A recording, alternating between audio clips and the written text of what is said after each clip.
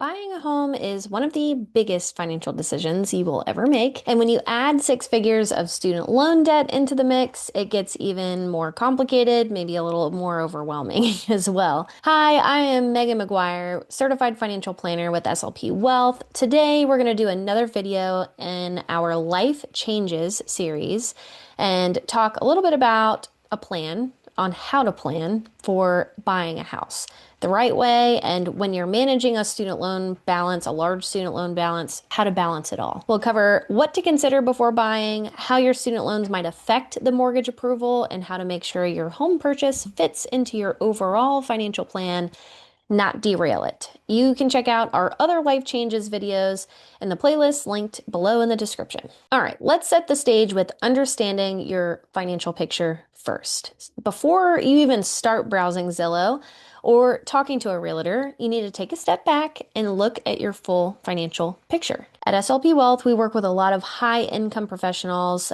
physicians, therapists, veterinarians, dentists, and a common theme we see is this. Your income looks great on paper, but your student loans and your lifestyle expenses can make it feel like there's not much left over at the end of each month. Harsh truth, I know. But before we think about taking on a mortgage, we want to ask, what is my true monthly cash flow?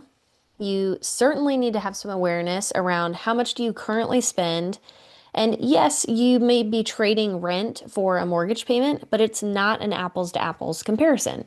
And so we got to take into account HOA if we're going to have an HOA fee, taxes. We got to take into account more insurance, maintenance of that home, pest control, or some other things that maybe you didn't have to take care of when you're renting. So getting an idea of what your current spending looks like and adding in what this new potential mortgage might look like into the picture, along with those other expenses, really kind of modeling or mock trialing what that future cash flow is going to look like can be super helpful to make sure that we are being realistic about what we can afford and what we truly just cannot. Another thing you want to ask is how much am I saving for my other goals, like retirement or building an emergency fund? Well, we definitely want an emergency fund before buying, by the way.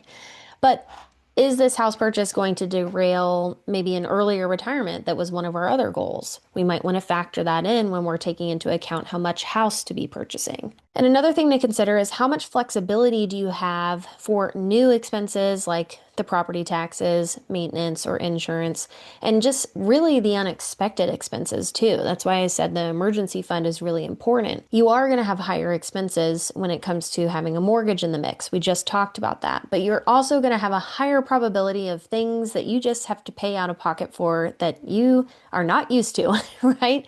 Maybe your water heater goes out, or your gutters need maintenance, your windows need washed, and you can't reach that third story window, right? So there are going to be expenses and maintenance things that you're just not used to having in your budget that we need to have flexibility and some savings on hand for to feel as comfortable as possible making this big purchase and having the flexibility in our money to not go backwards into debt. A home shouldn't stretch your finances so thin that everything else gets put on pause. Let's talk about student loans and your mortgage. Student loans can actually affect your ability to get a mortgage. I know that might not be so much of a surprise, but if you're on an income-driven repayment plan, the lender is going to look at your monthly student loan payment when calculating your debt-to-income ratio. That can make a big difference when they're looking at that payment versus an amortized payment. For example, let's say you're a physician earning $250,000 a year with $300,000 in federal student loans. If you're on an income-driven plan with a payment of $500 a month, your debt to income ratio might look fine to the lender. But if they used an amortized standard 10-year payment calculation where it takes the principal and interest and squishes your payoff into a 10-year timeline, you might have a payment that's over $3,000, which could really hurt your mortgage qualification. You may never plan on getting on the standard 10-year plan, but you need to make sure that we're on the income-driven plan that makes the most sense for us. If we're going towards PSLF or if we're going towards longer-term forgiveness, we need to make sure we're on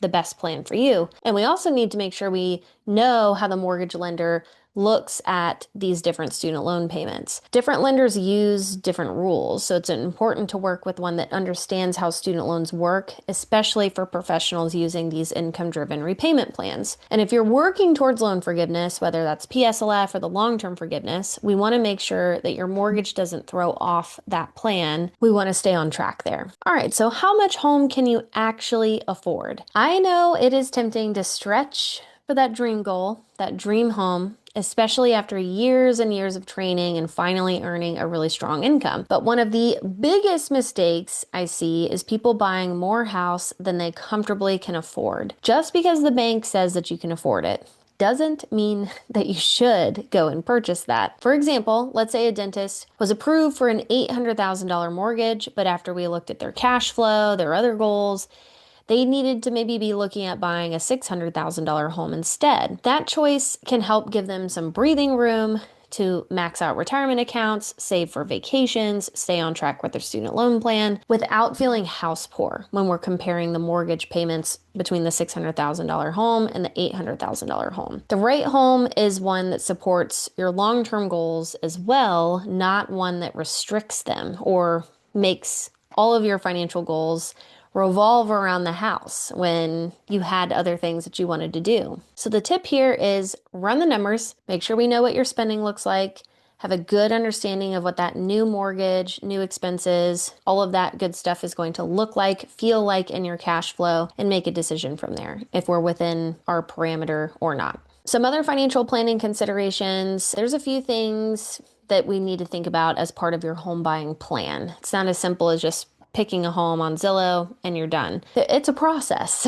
We need a down payment strategy. If you're a physician or a dentist, you might actually qualify for what's called a physician loan or a doctor loan. This allows for a much smaller down payment and no private mortgage insurance or PMI. But those loans, they can come with slightly higher interest rates, so you want to compare carefully. Does putting down less warrant the slightly higher interest rate, or should you just go with a more conventional loan or jumbo loan? You need an emergency fund. You need an emergency fund. I'm going to say that again. Owning a home comes with surprise expenses a lot. I'll just tell you that from experience. Think repairs, property taxes, HOA fees, surprise things that just pop up, you know?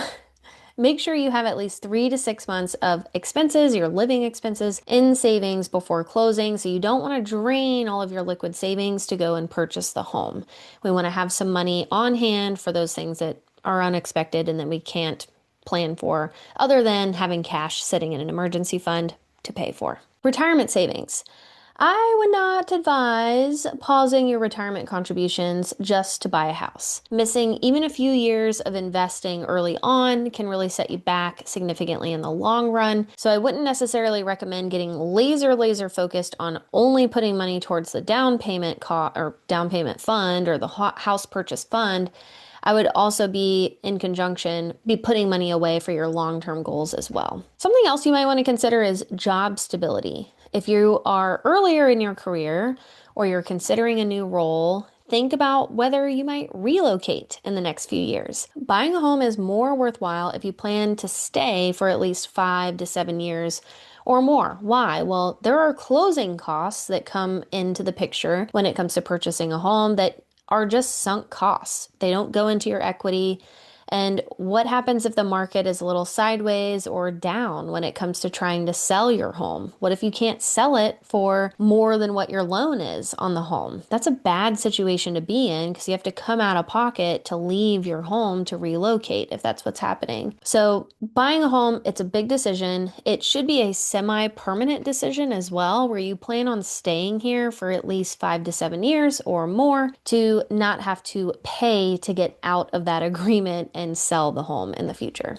So let's bring it all together. Buying a home isn't just about what you can afford, it's about how it fits into your broader financial plan. For high income earners with student loan debt, it is critical to make sure that these decisions are made with intention. And when you align your home purchase with your student loan strategy, your savings goals, your lifestyle priorities, you really set yourself up for longer term success, longer term happiness, I would say. And if you're feeling stuck on where to start, that's exactly where working with a financial planner can help. We can walk you through your full financial picture, model different scenarios, really stress test those different scenarios, and help you make a decision that feels both exciting but also sustainable over time. That's what's important.